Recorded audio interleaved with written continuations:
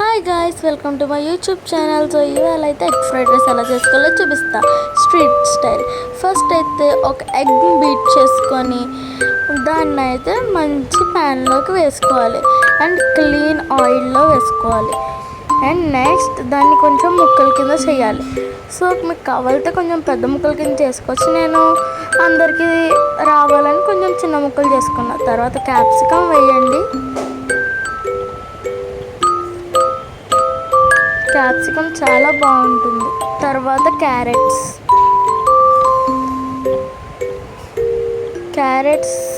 కూడా చాలా సూట్ అవుతాయి ఫ్రైడ్ రైస్కి. సో బాగా కలుపుకోండి. అవి ప్యాన్ నుంచి ఒక్కొక్కటి ఎగిరినట్టు ఉండాలి చూస్తే. సో బాగా కలుపుకున్న తర్వాత ఇప్పుడు మనం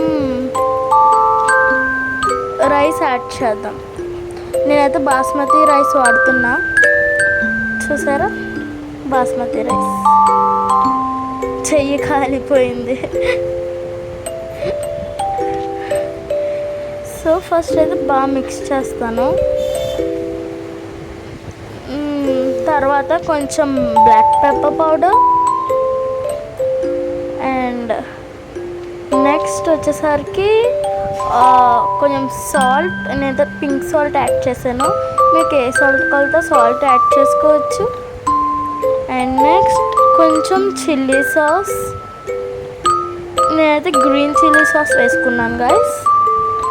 అండ్ నెక్స్ట్ కొంచెం సోయా సాసెస్ ఎక్కువ వేసుకోలేదు నేను, నాకు నచ్చవు సాసెస్. అండ్ నెక్స్ట్ కొంచెం వెనిగర్ వేసుకున్నాను. సో బాగా మిక్స్ చేసుకున్నాం కదా. సో దీంట్లో అయితే నేనైతే కారం వాడలేదు. సో కారం వాడితే మనకి స్ట్రీట్ స్టైల్ రాదు. సో లాస్ట్ చికెన్ వేసుకోవాలి. చికెన్ నేను ముందే వేపేసుకున్నాను.